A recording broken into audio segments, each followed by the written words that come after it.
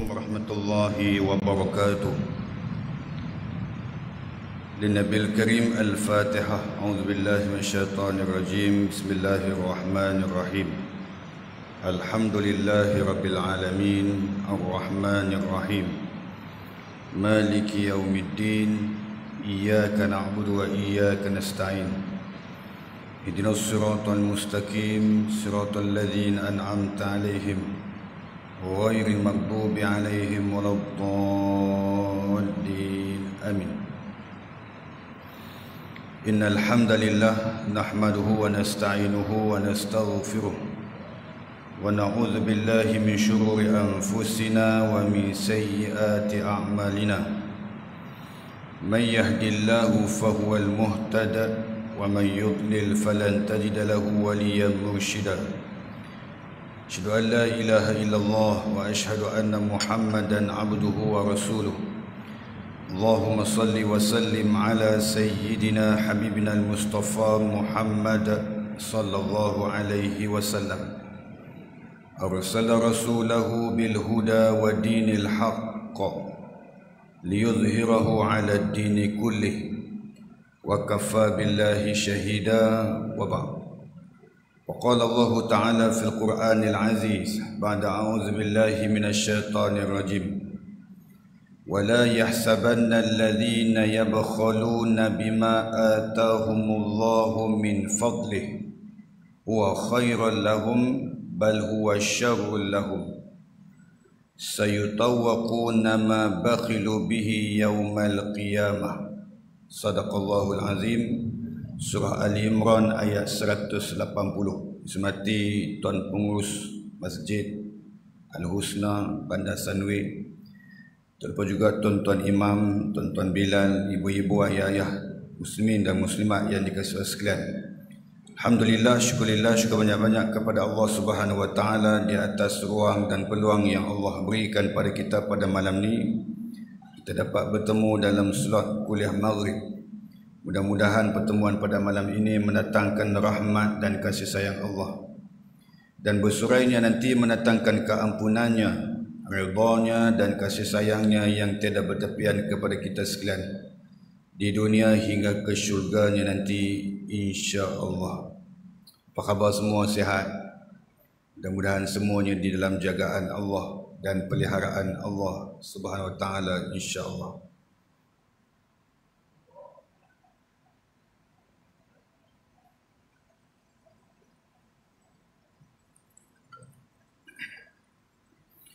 Di dalam satu ayat Al-Quran yang saya bacakan tadi, kata Allah Subhanahu wa taala yang membawa maksud, sekali-kali jangan orang-orang yang bakhil dengan harta yang Allah berikan kepada mereka dari kurnianya menyangka bahawa kebakhilan itu baik bagi mereka.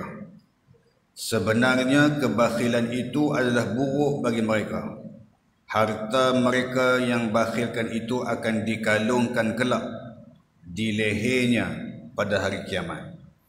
Tuan-tuan dan puan-puan yang dikasihi sekalian, ayat ni cerita berkenaan dengan marahnya Allah kepada manusia yang berharta benda, yang ada harta, yang mempunyai harta tetapi disimpannya supaya tak digunapakai untuk ke jalan Allah SWT. Ada duit banyak, Masya Allah. Ada rezeki yang Allah kurniakan. Allah bagi duit segala-galanya, Allah bagi keperluan, Allah bagi kemewahan, Allah bagi nikmat yang macam-macam. Tiba-tiba bila dituntut untuk mengeluarkan zakat, dia tak keluar. Bila dituntut untuk keluarkan infak daripada sebahagian hartanya, dia tak keluar. Sedangkan dia menyangka kebakhilannya itu bagus bagi dirinya sebab menyimpan harta. Itu pandangan dia. Bila Allah bagi nikmat, bila Allah bagi rezeki, Allah bagi kurniaan, dia simpan tu seolah-olah macam dia menyangka, dia kata itu baik bagi diri dia. Sedangkan Allah kata bal huwa syarrul lahum, bahkan itu buruk bagi mereka. Itu kata Allah. Sebab apa buruk? Allah kata sayutawwaquna ma bakhilu bihi yaumal qiyamah. dengan harta yang kamu kikir, dengan harta yang kamu bakhilkan itu, maka di akhirat kelak Allah akan kalungkan di leher kita atas apa nikmat yang kita bakhilkan. Itu yang teruknya, itu yang binasa. Jadi kita ambil iktibar, jangan jadi orang yang bakhil wal kedekut, insyaAllah. Jadi pada malam ni kita akan sambung pengajian kitab kita, iaitu kitab Al-Kabair, kitab yang membicarakan berkenaan dengan perihal dosa-dosa besar. Antara dosa-dosa besar yang disebut di dalam kitab ini yang kita akan baca pada malam ni, iaitu tidak membayar zakat. Itu dosa besar. Siapa dia yang tak bayar zakat, dosa besar. Bulan Ramadan ada satu zakat, namanya zakat fitrah. Siapa tak bayar zakat fitrah, pahala dia tak naik bertemu dengan Allah. Dalam kehidupan kita, kita ada income, kita ada gaji, kita ada pendapatan. Pendapatan kita tu kita tak keluar zakat, kita binasa. Kita ada harta, kita ada emas, simpan di rumah banyak, Masya Allah, tabarakallah. Tiba-tiba kita tak manfaatkan untuk keluarkan zakat daripada emas yang kita simpan tersebut, bahaya kita. Ini semua benda-benda yang akan membinasakan kita. Bahkan di dalam surah Al-Fusilat, Allah SWT menyebut, dan kecelakaan yang besarlah bagi orang yang mempersekutukan Allah, iaitu orang yang tidak menunaikan zakat. Yang kedua, kita dapat tahu pada malam ni, orang yang tak keluar zakat, Allah Subhanahu wa taala marah dan murkanya dengan sebesar-besar murka Allah kepada orang yang tak keluar zakat. Tadi kita dapat tahu di yaumul qiyamah akan dikalungkan atas apa yang dibakhilkannya. Di yaumul qiyamah nanti akan dikalungkan kepada leher dia sebab kebakhilan dia tersebut. Di dunia ni pula, apabila dia dalam keadaan tidak mengeluarkan zakat, Allah marah, Allah murka, Allah benci pada dia. Dua. Jadi kesan daripada orang yang melakukan dosa besar dari sudut tidak mengeluarkan zakat. Tuan-tuan. Di dalam surah At-Taubah kata Allah Subhanahu wa taala, dan orang-orang yang menyimpan emas, walladzina yaknizuna az-zahabi wal fiddah wa la yunfiqun fi sabilillah, dan orang-orang yang menyimpan emas dan perak dan tidak menafkahkannya pada jalan Allah, maka beritahukanlah kepada mereka bahawa mereka akan mendapat seksa yang pedih. Ni bini kita kan, penuh harta dia, harta ismit ulam raja, penuh rumah dia. Emas penuh, rantai tangan penuh, cincin penuh, gelang penuh, gelang kaki penuh, subang penuh saja. Jadi keluar zakat. Tak keluar zakat, binasa kita. Jadi maknanya itu yang ketiga. Baginda Nabi SAW bersabda, cuba tuan-tuan dengar. Nabi kata, tidak ada pemilik emas dan perak yang tidak mengeluarkan zakatnya kecuali pada hari kiamat nanti akan dibentangkan baginya papan-papan dari api, lalu ia ditelentangkan di atasnya di neraka jahanam. Maka dia akan dipanggang dengan itu pada dahi dan punggungnya. Setiap kali dingin, papan itu akan dipanaskan lagi untuknya. Satu hari di sana sama dengan 50,000 tahun di dunia. Tu dia tuan. 50,000. Satu tahun di dunia pun dah letih tuan. Kan? 3 bulan panas pun dah bunyi dah macam-macam. Sebulan panas, kemarau panjang sebulan, macam-macam dia bising ke Allah. Ni apatah lagi 50,000 tahun duduk sana, Masya Allah. Jadi ini benda-benda yang Allah murka, benda-benda yang Allah larang daripada kita melakukan dosa-dosa besar. Antaranya tidak mengeluarkan zakat dari sudut emas dan perak yang kita miliki. Jadi dalam keadaan tersebut, begitulah sampai Allah menghakimi satu hari di sana bersamaan dengan 50,000 tahun. Begitulah sampai Allah menghakimi manusia seluruhnya dan dia pun tahu ke mana jalan yang akan ditempuhnya, ke syurga atau neraka. Seseorang bertanya, wahai Rasulullah, bagaimana tentang unta? Ni tuan, dia tanya tentang unta pula. Kami ada simpan unta banyak ni, macam mana unta pula? Unta kena keluar zakat tak? Cuba tengok Nabi jawab apa. Lalu baginda Nabi SAW menjawab, dan tidak pula pemilik unta yang tidak mengeluarkan zakatnya, terkecuali pada hari kiamat nanti akan dihamparkan tanah yang sangat lapang, dipenuhi oleh unta-unta yang benar-benar sihat dan gemuk, tanpa ada satu anak unta pun yang tertinggal. Semua unta itu menginjakkannya ataupun memijakkannya dengan telapak kakinya dan menggigitnya dengan mulutnya. Setiap kali unta terakhir melakukannya, didatangkan lagi unta pertama itu dalam satu hari yang sama dengan 50,000 tahun lamanya. Ni tuan, ni bab orang yang duk bela unta ni tuan, tak keluar zakat.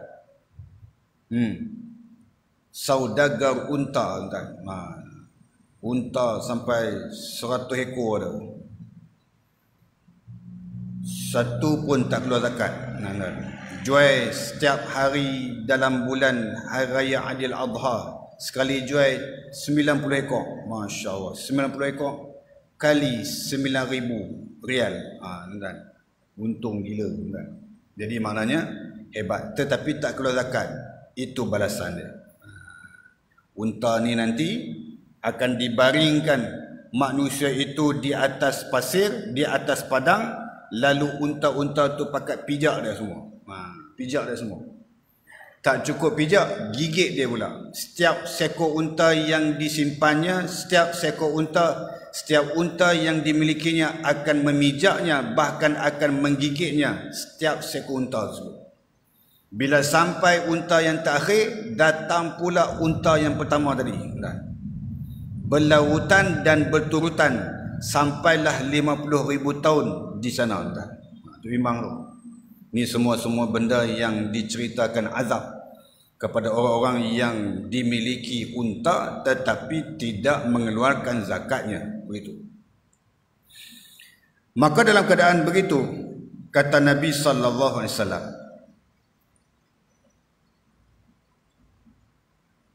itu dalam satu hari yang sama dengan 50,000 tahun. Begitu sampailah Allah menghakimi manusia seluruhnya, dan dia pun tahu ke mana jalan yang akan ditempuhnya, ke syurga ataupun ke neraka.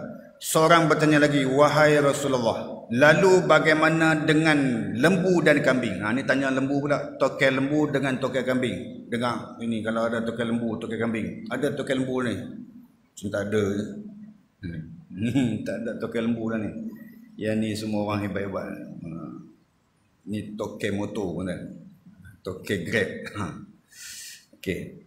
Lalu baginda Nabi SAW menjawab, begitu pula dengan pemilik keduanya, jika tidak membayar zakatnya akan dihamparkan tanah yang sangat lapang, dipenuhi oleh lembu-lembu dan kambing-kambing yang benar-benar sihat dan gemuk, tidak ada tanduk, yang bengkok, patah atau yang tidak bertanduk. Semuanya akan menanduknya dan memijak-mijaknya dengan kakinya. Itu dalam satu hari yang sama dengan 50,000 tahun lamanya. Begitulah sampai Allah menghakimi manusia seluruhnya, dan dia pun tahu ke mana jalan yang akan ditempuhnya, ke syurga ataupun ke neraka. Ni tuan-tuan. Hadis itu riwayat daripada Imam Muslim, tuan-tuan. Hadis sahih, riwayat Imam Muslim. Jadi maknanya itu hadis sahih. So kita tak boleh ragu dengan hadis itu.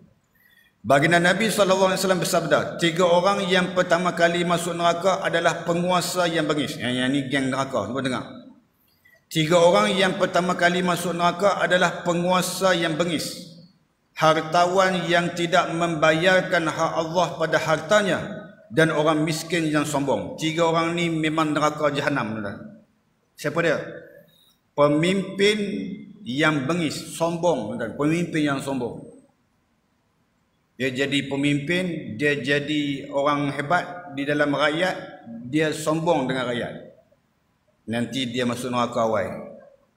Neraka awal bagi diri dia. Siapa lagi yang awal? Hartawan yang tidak membayarkan hak Allah pada hartanya, iaitu hartawan yang tak ketahuan. Maka dia tak keluar zakat. Tak keluar zakat. Dia ada harta tetapi tak dimanfaatkan hartanya itu untuk dikeluarkan zakat seperti mana yang dituntut oleh Allah Subhanahu wa taala. Yang ketiga, orang miskin yang sombong. Ni pun sama. Oh, ingat aku orang kaya je ustaz? Ya, orang miskin pun kena. Maknanya orang miskin yang sombong, Allah murka, Allah marah. Sebab tu di dalam doa-doa kita tuan-tuan yang diajar oleh baginda Nabi sallallahu alaihi wasallam, Nabi ajar satu doa, Allahumma inni a'udzubika minal hammi wal hazan wa a'udzubika minal ajzi wal kasal wa a'udzubika minal jubni wal bukhl wa a'udzubika min ghalabatid daini wa qahrir rijal. Maknanya di situ ada satu doa yang diukirkan, yang diungkap oleh baginda Nabi sallallahu alaihi wasallam. Nabi minta Allah lindung Nabi ni daripada jadi orang yang lemah dan malas. Nabi minta kepada Allah supaya dihindarkan daripada jadi orang yang dalam keadaan sedih dan terbeban dengan hutang. Nabi minta supaya dijauhkan diri Nabi SAW daripada menjadi orang yang bakhil. Oh, makbul tak tuan-tuan? Makbul. Lalu Nabi SAW minta supaya dijauhkan daripada diri dia supaya jangan jadi orang yang penakut. Ada orang penakut tuan-tuan. Penakut dan sombong, itu pun bahaya. Penakut dan bakhil, itu pun bahaya. Jadi maknanya jangan jadi orang yang sombong di atas apa yang Allah kurniakan kepada kita sekalian. Jadi berhati-hatilah kita di dalam kehidupan kita, insya-Allah. Boleh tuan-tuan sekalian? Senyap semua, sejuk. Hujan. Hujan ni tuan-tuan, hujan rahmat. Sebelum ni kita rasa panas. Ramai orang mengadu panas, kering mulut, batuk, macam-macam. Lalu Allah dengar rintihan manusia, Allah bagi kita hujan.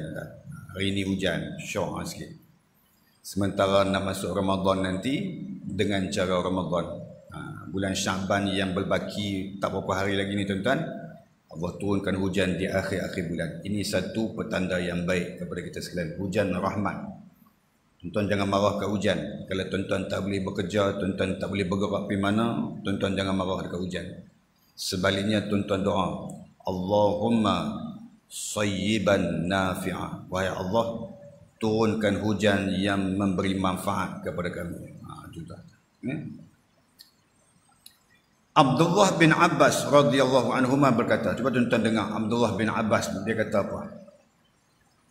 Dia kata, barang siapa yang memiliki harta yang cukup untuk menunaikan ibadah haji tetapi ia tidak menjalankannya, atau memiliki harta sampai sebatas nisab tetapi ia tidak membayarkan zakatnya, niscaya akan meminta raj'ah, kembali di kala mati nanti. Seseorang yang berujar, bertakwalah kepada Allah. Wahai Ibnu Abbas, hanya sahaja orang kafir sajalah yang meminta raj'ah. Ibnu Abbas pun menjawab, akan ku bacakan satu ayat yang ertinya, dan belanjakanlah sebahagian dari apa yang telah kami berikan kepadamu sebelum datang kematian kepada salah seorang di antara kamu. Lalu ia berkata, Ya Rabb, mengapa engkau tidak menangguhkan kematianku sampai waktu yang dekat, yang menyebabkan aku dapat bersedekah dan aku termasuk orang-orang yang soleh. Ini tuan-tuan, ayat ni cerita kepada kita sekalian, Abdullah bin Abbas radhiyallahu anhuma menyatakan, barang siapa yang memiliki harta cukup untuk menunaikan ibadah haji.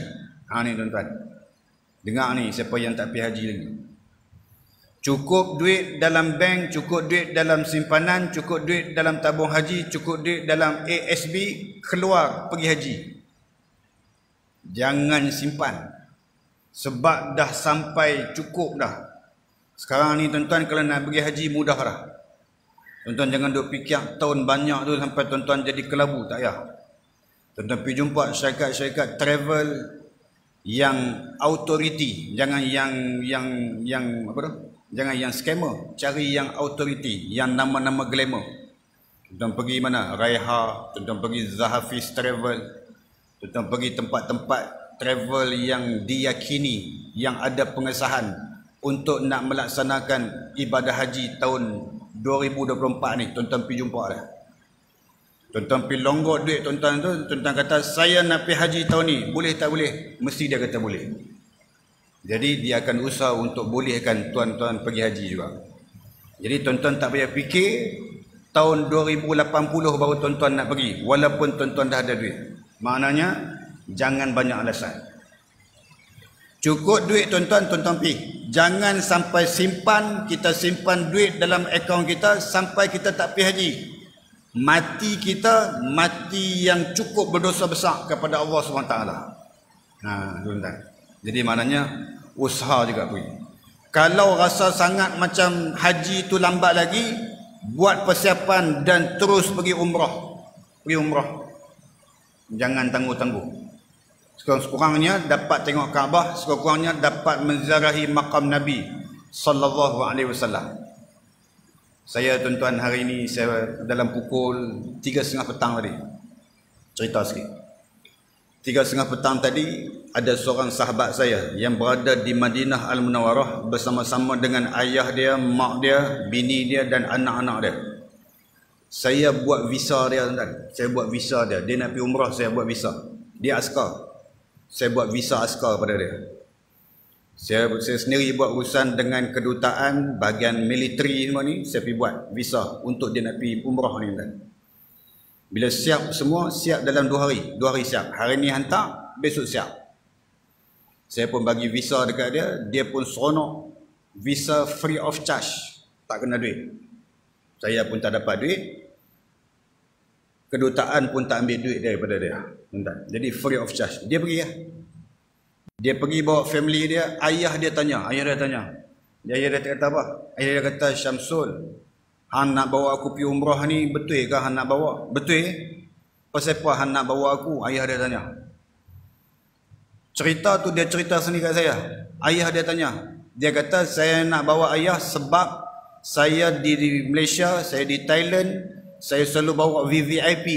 Saya sendiri yang menyantuni VVIP. Kalau dia jadi tetamu mai ke Malaysia, saya yang bawa, saya menyantuni mereka. Saya yang follow mereka, saya yang mengiringi mereka. Orang kenamaan mai ke tanah air kita ni, dia jadi orang yang menyantuni orang besar. So dia ambil satu tarikh, dia bincang dengan bini dia, dia bawa satu family, sekali mak ayah dia pergi umrah sampai ke hari ni. Tuan-tuan, pagi tadi hari Jumaat, hari ni hari Jumaat, pagi tadi di Madinah, ayah dia menghembuskan nafas yang terakhir. Mati di Madinah.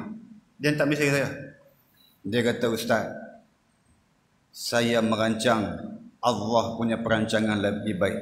Rupa-rupanya saya hantar ayah saya pergi ke syurga, Ustaz. Bukan hantar pergi ke umrah. Bukan hantar pergi ke Mekah dan Madinah. Ni tuan-tuan. Ayah dia dimandikan dan disemayangkan di Madinah Al-Munawwarah, di Masjid Nabawi. Kemudian ditanam di perkuburan Baqi', tuan-tuan. Tuan-tuan nak kata apa? Special punya kematian. Allahu Akbar. Yang ni untungnya manusia ni. Ni anak yang soleh, dia hantar ayah dia pergi umrah sekali dengan dia sekali pergi. Allah takdirkan rezeki ayah dia meninggal di Madinah Al-Munawwarah dan dikebumikan di perkuburan Baqi', berdekatan dengan jasad Nabi sallallahu alaihi wasallam dan bersama-sama dengan sahabat Nabi di situ. Bukan senang tuan-tuan nak masuk Baqi'. Tapi rezeki dia hari Jumaat, sembahyang hari Jumaat, selepas sembahyang Jumaat orang sembahyang jenazah ayah dia, lepas tu tanam di perkuburan Baqi'. Masya-Allah.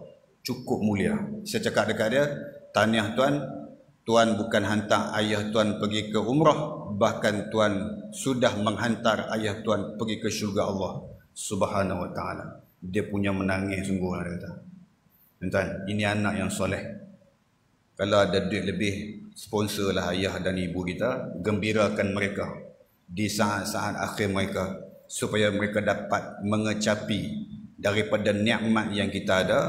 Mereka merasai nikmat tersebut, lalu mereka seronok untuk sampai ke tanah suci di Makkah dan di Madinah Al-Munawwarah. Itu kelebihannya. Tuan-tuan dan sekalian, maka Abdullah bin Abbas kata, sesiapa yang ada duit, sesiapa yang ada harta tetapi tidak mau pergi haji, Nanti dia akan keluar satu kalam raja'ah. Apa maksud kalam raja'ah? Kalam penyesalan, kalam minta balik, kalam minta pulang balik ke dunia setelah meninggal dunia. Bahkan dikatakan pula, orang yang dalam keadaan tersebut atau memiliki harta sampai sebatas nisab tetapi tidak membayarkan zakat. Orang yang ada duit tak pergi haji, kemudian ataupun dia ada satu batas nisab, satu harta dia yang di dalam cucuk tanamannya, tetapi cukup nisab, mampu untuk keluarkan zakat tetapi tak keluar zakat. Kemudian ada harta tapi tak pergi haji. Nanti dia akan keluar satu perkataan kalam raja'ah. Kalam raja'ah ni apa? Kalam minta kembali. Sahabat Nabi tanya kepada Abdullah bin Abbas radhiyallahu anhuma. Dia kata, bukankah itu orang yang kafir saja, bukan orang Islam? Lalu Abdullah bin Abbas kata, sesungguhnya Allah SWT pernah berfirman di dalam surah Al-Munafiqun pada ayat yang ke-10. Laula akhartani ila ajalin qarib fa asaddaqa wa akum minas salihin. Itulah kalam raja'ah. Dia kata apa? Kalaulah boleh wahai Allah, tangguhkan kematian aku dan supaya aku kembali balik ke dunia, aku nak beramal soleh, aku nak bersedekah supaya aku jadi orang yang soleh setelah aku bersedekah. Teman-teman, penyesalan. Ini namanya raja'ah. Minta balik-balik, minta hidup balik, minta kembali balik ke dunia semata-mata nak buat kebaikan. Apa dia kebaikan dia? Sedekah. Apa dia kebaikannya? Menginfakkan hartanya. Apakah kebaikannya lagi? Nak menggunakan wang ringgitnya ke jalan Allah, ke jalan yang benar. Yang tu maksud dia. Tuan yang kisah sekalian. Jadi maknanya, inilah kalam-kalam raja'ah yang disebutkan oleh Abdullah bin Abbas radhiyallahu anhu. Maksud bersedekah adalah membayar zakat, dan maksud menjadi salah seorang soleh adalah menunaikan haji. Seseorang bertanya, berapa nisab harta? Jika telah mencapai 200 dirham, wajib dikeluarkan zakatnya. Jawab Ibnu Abbas, apakah yang mewajibkan haji? Tanya seseorang itu lagi. Beliau menjawab, perbekalan dan kenderaan. Ini tuan-tuan, haji pun kena pergi. Perhiasan yang biasa atau disiapkan untuk dipakai tidak wajib dikeluarkan zakatnya. Perhiasan yang biasa atau disiapkan untuk dipakai, selagi mana dipakai, tak payah keluar zakatnya. Lain halnya dengan perhiasan yang sengaja dihimpun atau disimpan, wajib dikeluarkan zakatnya. Maknanya kita ada harta disimpan dalam laci. Buat apa? Buat khazanah. Khazanah tuan-tuan. Buat harta kita. Masya Allah. Simpan. Semayang pakai yang ni. Pergi pasar pakai yang ni. Pergi shopping pakai yang ni. Kenduri kahwin yang ni. Tidur yang ni. Mati mana anda mati? Mati tak bawa. Mati tak bawa. Cuba mati bawa. Tak ada punya mati bawa. Simpan dia. Laki dia kata aku ambil. Jadi maknanya dia tak bawa sampai ke mati pun harta-harta kita ni. Jadi tuan-tuan dan puan-puan yang kasih sekalian.